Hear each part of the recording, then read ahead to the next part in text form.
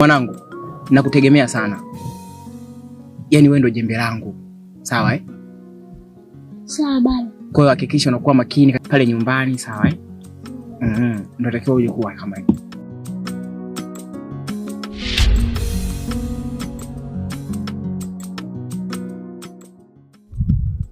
Wife, mbona umechelewa kurudi?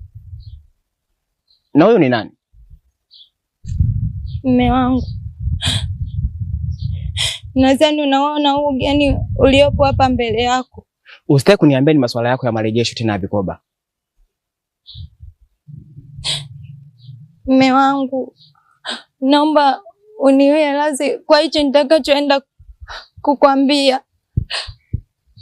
Kiukweli, wakati tumefunga ndoa mimi na wewe, nilikuwa na mahusiano na mwanaume mwingine.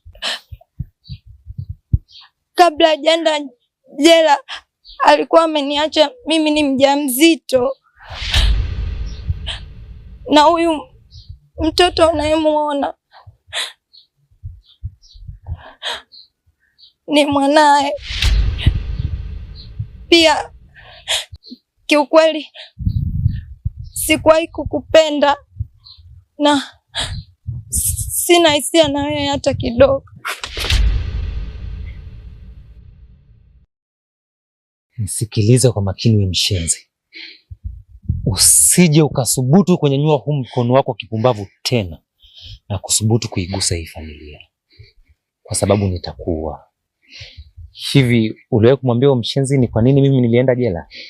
Unajua nilimfanya nini mpumbavu kama wewe? Sasa subutu tena. Jomo.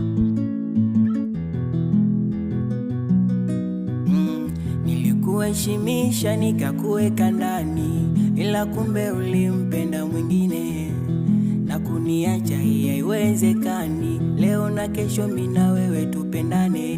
Nilikukosea nini?